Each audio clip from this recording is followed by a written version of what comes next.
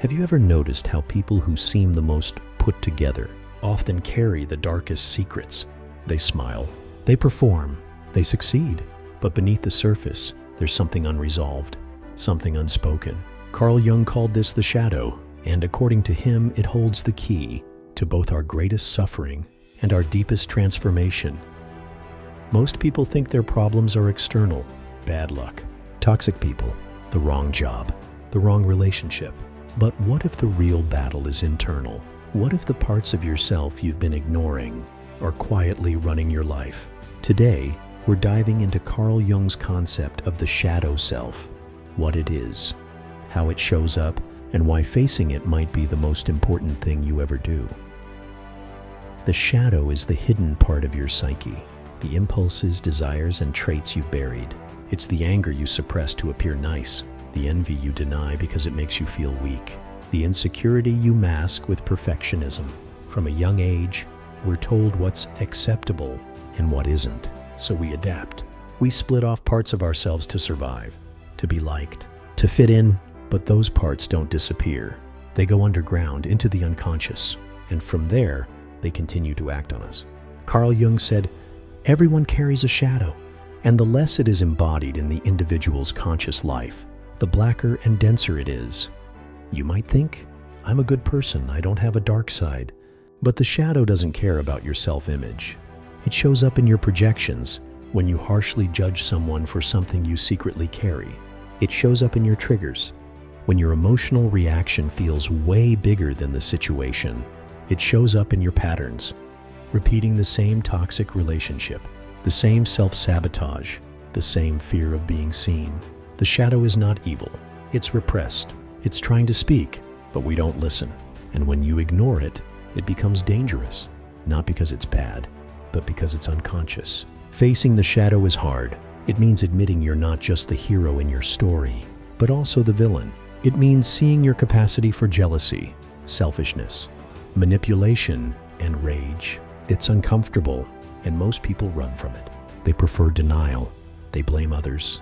But Jung believed that healing, real integration, only happens when we bring the shadow into the light, not to judge it, but to understand it, to own it.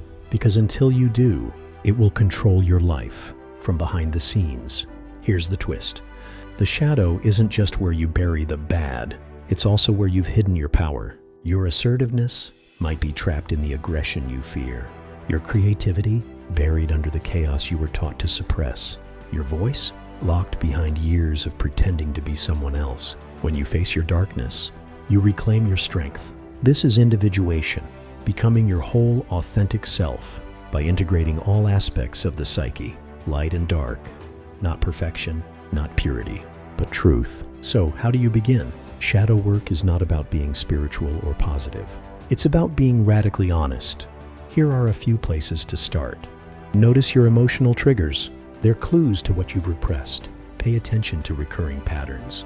What keeps happening despite your efforts to change? Journal your raw thoughts. Write without censoring yourself. Let your hidden parts speak and lean into discomfort. Growth doesn't happen in comfort. It happens where you're afraid to look. But be warned, shadow work isn't soft. It's not clean. It's not safe. It will challenge everything you believe about yourself. But on the other side of that confrontation is freedom. We live in a world obsessed with light, with positivity, with performance, but nothing grows in constant daylight.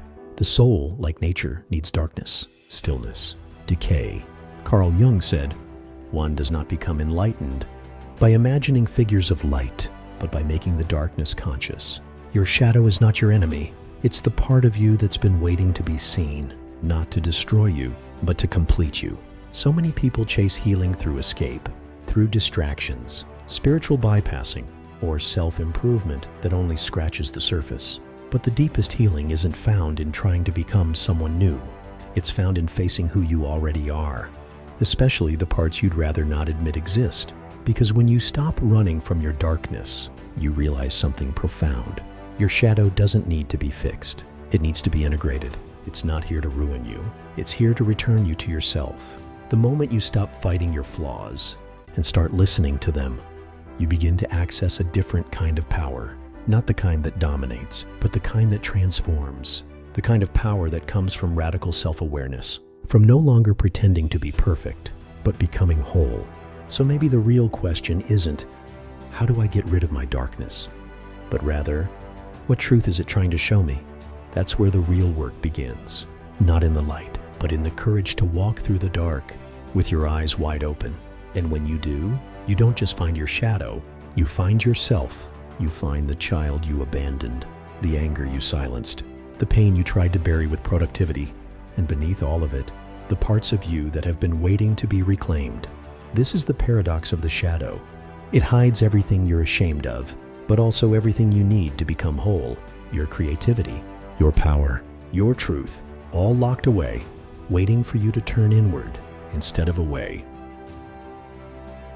If this made you pause, if you're drawn to deeper truths and quiet strength, then you're in the right place. Like, subscribe, and keep exploring with us. See you in the next one.